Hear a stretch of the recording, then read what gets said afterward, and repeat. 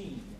And at that point, you'll be doing a very close analysis of a single scene. Right? What are we looking for in this? Well, there's 5 things you should cover. This list does not mean this is the order your paper should be written in. These are not 5 sort of paragraphs. You're writing a 5-paragraph essay. But these are the concepts that I do want you to touch on when you do your paper. Number 1, explain the context of the scene. Without summarizing the whole play, let the reader know what just happened, what triggered this scene, what was the social, historical, cultural background that leads this scene into your mind is important. So what was the context around that scene? You know, what just happened? And who are these 2 characters or 4 characters or 1 character talking? Right? Gives that context. Now you can assume I've read the play and your audience is generally familiar with the play, but you're still going to have to set the context of the scene. Context also is what is going to happen. So you might want to say immediately after this scene, this occurs, if that's important for understanding the scene set. 2, focus on language. Remember, we're dealing at this point in the class with the text as grammatic text. So this is where you're going to gauge the writerly part of the playwright's craft.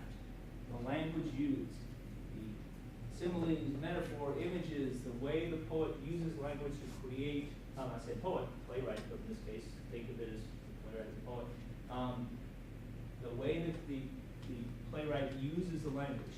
Now, even though the poet / playwright is writing in prose, and if you take a modern play, you're going to probably run into a prose play. All those elements still exist. The way that the language is manipulated in order to create something artistic, you might say. Right? Talk about characterization. Now, this is going to be entwined in the language, but characterization. How does the playwright build up a character by choosing the kinds of language, the kinds of words, the modes of expression that the character uses? So everything from this character speaks in simple vocabulary, this character uses lots of exclamation points, this character has a dialect, this character makes references to the religious, political, or cultural background. Right? So how does the way that they speak influence who they are? How the scene contributes to the characterization of one or more figures' play. So the scene, right? If the play is presented, right? If we were going to argue from one of the scenes that you just did, that Hedda Gabler is, one of the characteristics of Hedda Gabler is she's manipulative. Can we agree on that? Yes. So, you could take one of the scenes that you just did and talk about what elements of that scene contribute to that characterization of Hedda as manipulative. And it could be language, how she shades the truth, how she gives Things explanations. that I'm thinking in the scene, like, oh, that shows she's manipulative. Yes. Okay. This particular scene, what is this? What's that one called? I feel like I should play hot stuff. This scene is part of a larger play, right? And I don't know where the scene is, whether it's at the beginning or the middle of the end of the play, but there's a characterization of Hedda, or any other character. If the playwright is good, and I just assume that the playwrights in this book are probably all good, right? Generally speaking, the scene will provide you elements of the larger character in place. So Hedda is going to be established as a manipulative, dishonest person. There will be scenes where she's acting and using language in a manipulative, honest way. The character is characterized as disruptive.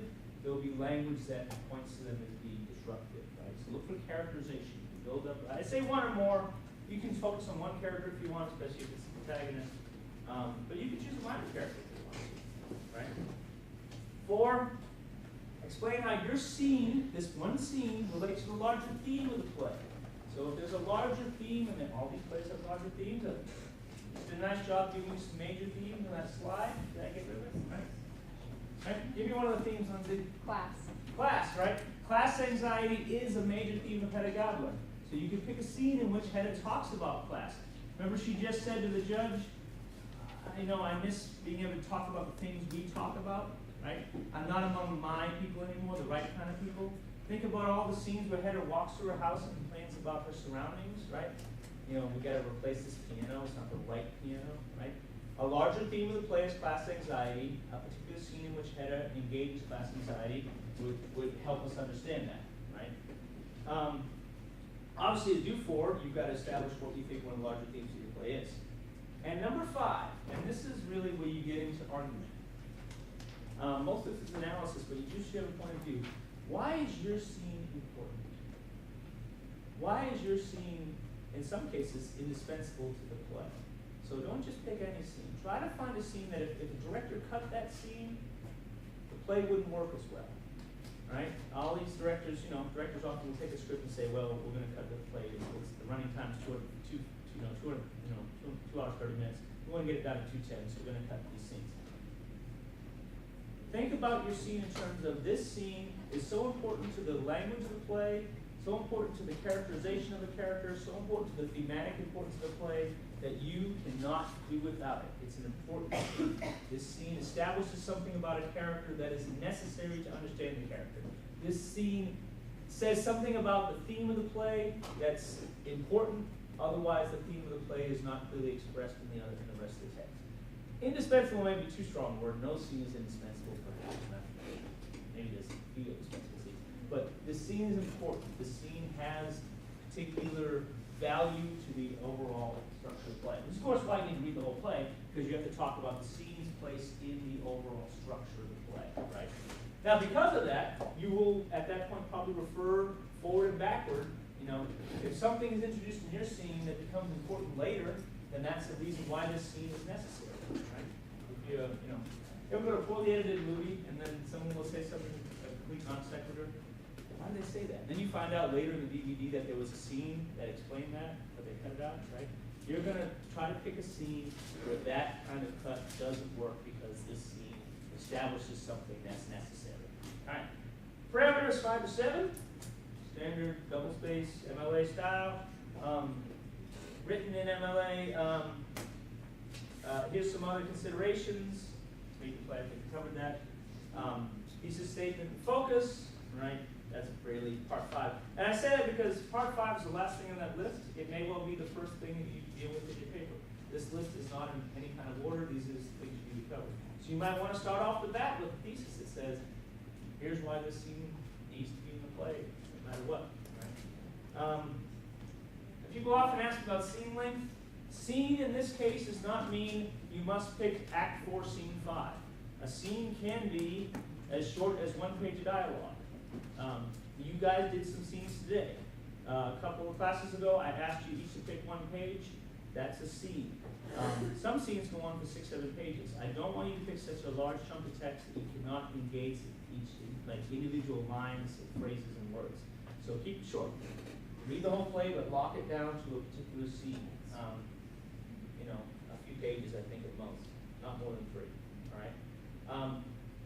Stage directions and non-spoken elements, yeah, they're in there, and if you want to engage them, you can, but remember, this is really about the language of the text as drama. So there'll be a part of this class later where we talk about staging and dramaturgy and things like that, but this is in preparation for that. So you're dealing with the text as text. And then research. Just to understand a little bit of the critical background, you should find and cite both those things, 2 outside sources that engage your scene. Now, you're not going to find an entire book written on one particular scene of your play. You're probably going to find entire books and articles written on your play, and then try to figure out where and when they talk about your particular scene, or they help you identify the theme. It's not a research paper, but it's important for me to see early on what kind of research skills you have, so you just work that in a minor, but not in an essential way. Go.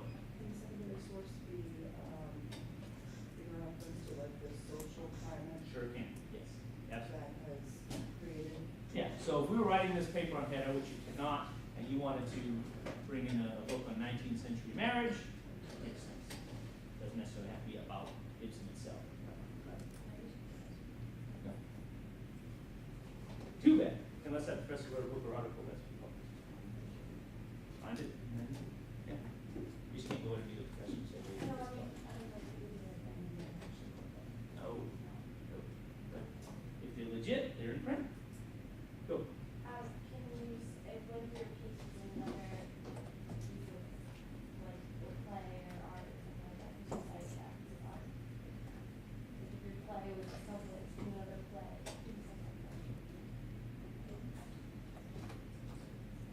site, another display,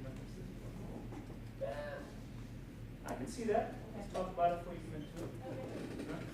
Yeah. To go off what she said, like the Thompson Company who uses art to create her poetry. I did a big on her last semester, but I focused a lot on art Yeah.